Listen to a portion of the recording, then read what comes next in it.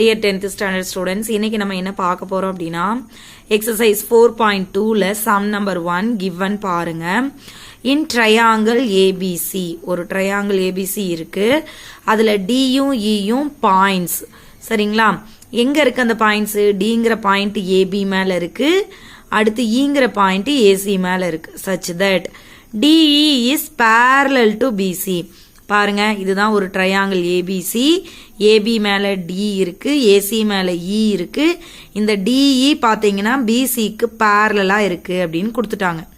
So ஒரு ட்ரையாங்கிள்ல sides பேசுறீங்க, அது ரெண்டு சைடு பேரலா இருக்கு, ஒரு லைன் வந்து ஒரு சைடுக்கு பேரலா இருக்குதுங்கிற பேரலல்ங்கிற வேர்டு வந்துட்டாலே நீங்க என்ன தியரம் யூஸ் பண்ணணும்? பேசிக் ப்ரொபோர்ஷனாலிட்டி தியரம் தான் யூஸ் பண்ணணும். ஸோ அதை யூஸ் பண்ணி தான் இப்ப சம் போட போறோம். பாருங்க, இப்போ ஏபி ஏசின்னு ரெண்டு சைடு இருக்கு. இந்த ரெண்டு சைடோட மிட் பாயிண்ட்ஸ் தான் இந்த டியும் இயும்.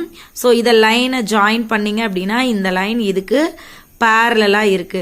நீங்க கேட்கலாம், கொஸ்டின்ல பாயிண்ட்ஸ் மட்டும் தானே கொடுத்தாங்க, அப்புறம் ஏன் நீங்க டியும் இயும் மிட் பாயிண்ட் அப்படின்னு சொல்றீங்க அப்படின்னா, ஆல்ரெடி நம்ம தியரம் படிக்கும் போதே நீங்க பார்த்திருப்பீங்க. ஏபி ஏசிக்கு நீங்க வைக்கிற அந்த லைன் வந்து ஒரு லைன் வரையறீங்கன்னா கண்டிப்பா அது மிட் பாயிண்டா தான் இருக்கும். சரிங்களா? மிட் பாயிண்டா இருந்தா மட்டும்தான் இது ரெண்டுக்கும் இது எப்படி இருக்கும்னா பேரலா இருக்கும். அப்படி இல்லாத பட்சத்துல கண்டிப்பா அது எப்படி இருக்காதுன்னா பேரலா இருக்காது. சரிங்களா? அடுத்து இப்ப DE is parallel to BC, இது கொஸ்டின்லயே கொடுத்த விஷயம் தான். டிஇயும் மிட் பாயிண்ட்ஸ், எதோடது? ஏபியோட மிட் பாயிண்ட், ஏசியோட மிட் பாயிண்ட். இப்போ நம்ம வந்து பேசிக் ப்ரொபோர்ஷனாலிட்டி தியரம் யூஸ் பண்ணலாமா? பேசிக் ப்ரொபோர்ஷனாலிட்டி தியரம் படி AD by DB equal to AE by இசியா. இப்போ உங்களுக்கு கொஸ்டின்ல பாத்தீங்கன்னா ஏடி பை டிபி அதுக்கான ரேஷியோவே கொடுத்துட்டாங்க 3/4ன்னு. ஆனா இங்க ஏஇ இசி கொடுக்காம டோட்டலா ஏசி கொடுத்துட்டாங்க. ஏசி எவ்வளவு? 15 கொடுத்துட்டாங்களா? சோ இதை எக்ஸ்ன்னு எடுத்துக்கிட்டீங்கன்னா இந்த டோட்டல் லென்த்ல எக்ஸ் போச்சுன்னா மீதி இருக்கிறதானே இது. சோ 15 மைனஸ் எக்ஸ்ன்னு எழுதலாமா? By basic proportionality theorem AD by DB equal to AE by EC. இப்போ ஏடிக்கு என்ன ஆன்சர்? 3ஆ, பை டிபிக்கு 4ஆ, ஏஇ 15 மைனஸ் எக்ஸா, இசி எக்ஸா. இப்போ நம்ம எக்ஸ் வேல்யூ தான் கண்டுபிடிக்க போறோம். சோ இதை ரெண்டையும் கிராஸ் மல்டிப்ளை பண்ணிருங்க. அப்ப 3 into X 3x, 415, 4 into 15 minus X, 415s are 60, 4 into X 4x, இங்க மைனஸ் இருக்கிறதுனால மைனஸ் 4x. இப்ப நம்ம எக்ஸ் வேல்யூ கண்டுபிடிக்கணும் அப்படிங்கறதுனால எக்ஸ் எல்லாம் ஒரு சைடு வச்சுக்கோங்க, நம்பர்லாம் ஒரு சைடு வச்சுக்கோங்க. அப்போ 3x, இந்த மைனஸ் 4x இங்கிட்டு வரும்போது பிளஸ் 4x, அடுத்து 60. 3 பிளஸ் 4 எவ்வளவு? 7, 7x ஈக்குவல் டு 60. இதுல இருந்து நீங்க என்ன கண்டுபிடிக்கணும்? எக்ஸ் தானே. அப்ப எக்ஸ் ஈக்குவல் டு 60/7. இதை கேன்சல் பண்ணுங்க. 60ல எத்தனை 7 இருக்கும்? 8 7s are 56, remaining 4, 40, 5 7s are 35, remaining 50. அப்போ 50னா 7 7s are 49. சோ பாயிண்ட்டுக்கு அப்புறம் 2 டிஜிட் போதும் அப்படிங்கறனால இதோட ஸ்டாப் பண்ணிட்டோம். இப்ப எக்ஸோட வேல்யூ 8.57 சென்டிமீட்டர். பட் நம்ம இங்க எக்ஸா எதா வச்சிருக்கோம்னா இசியே வச்சிருக்கோம். பட் கொஸ்டின்ல நமக்கு இசி கேட்கல. என்ன கேட்டிருக்காங்க அப்படின்னா ஏஇ கேட்டிருக்காங்க. கொஸ்டின் என்ன கேட்டிருக்காங்க? ஏஇ. அப்ப இந்த எக்ஸோட வேல்யூவை இந்த 15ல இருந்து சப்ராக்ட் பண்ணா ஏஇ கிடைச்சிருமா? அதுதான் பண்ணிருக்கோம். பாருங்க, ஏஇ ஈக்குவல் டு 15 மைனஸ் 8.57, ரெண்டையும் சப்ராக்ட் பண்ணீங்கன்னா உங்களுக்கு 6.43 சென்டிமீட்டர் கிடைக்கும். சரியா? ஒன்னும் இல்ல, பேசிக் ப்ரொபோர்ஷனாலிட்டி தியரம் யூஸ் பண்ணிருக்கோம், அதுபடி ரேஷியோ போட்டிருக்கோம், அவ்வளவுதான். சரி பாருங்க, இப்ப இதுலயே கொஸ்டின் நம்பர் 2 பாருங்க. ஏடி ஈக்குவல் டு அதே மாதிரிதான், இதே மாதிரி ட்ரையாங்கிள். இதுல ஏடியோடது கொடுத்துட்டாங்க, டிபியோடது கொடுத்துட்டாங்க, ஏஇயோடதும் கொடுத்துட்டாங்க, இசியும் கொடுத்துட்டாங்க. ஆனா எல்லாத்துலயும் என்ன இன்வால்வ் ஆயிருக்குன்னா எக்ஸ் இன்வால்வ் ஆயிருக்கு. நீங்க என்ன பண்ணணும்? அந்த எக்ஸோட வேல்யூவை கண்டுபிடிக்கணும். சரிங்களா? பாருங்க, சோ இங்க என்ன இருக்கு? சோ ட்ரையாங்கிள் இதுவா?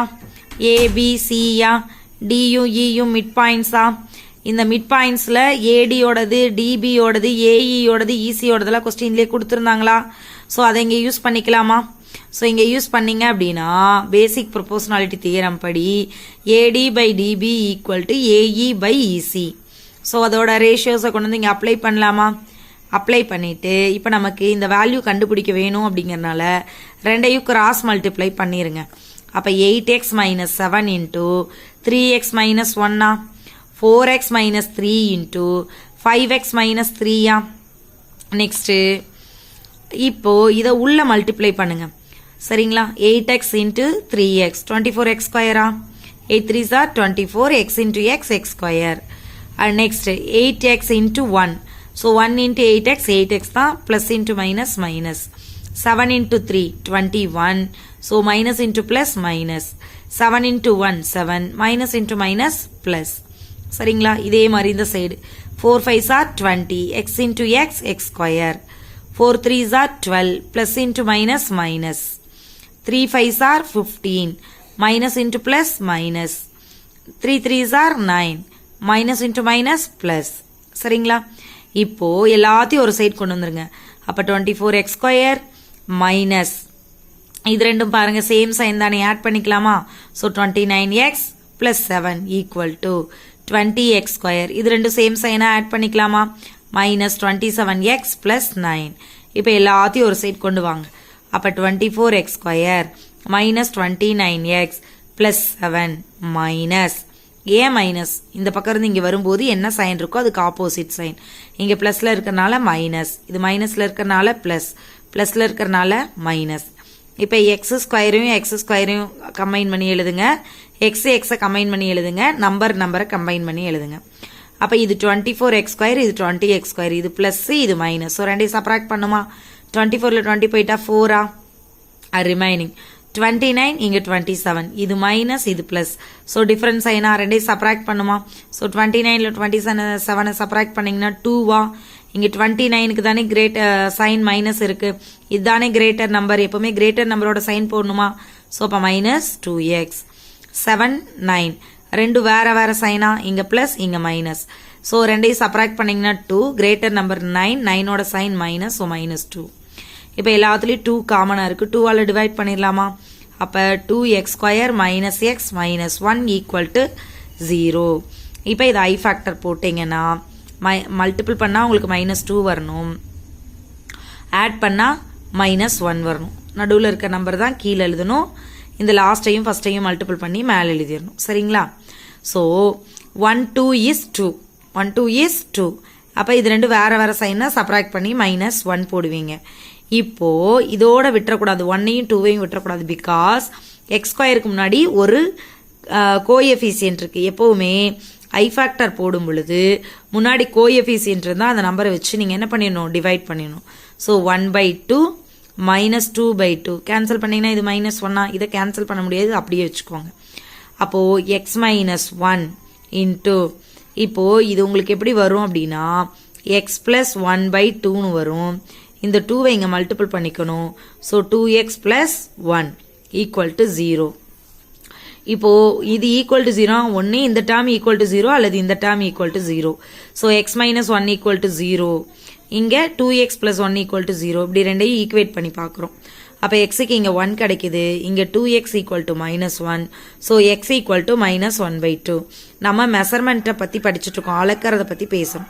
அப்போ மெஷர்மெண்ட் எங்கேயாவது நெகட்டிவ்ல இருக்குமா? ஸோ அதனால இந்த வேல்யூ எடுத்துக்க கூடாது, இந்த வேல்யூ தான் எடுத்துக்கணும். அப்போ எக்ஸோட வேல்யூ என்ன? 1. Thank you students.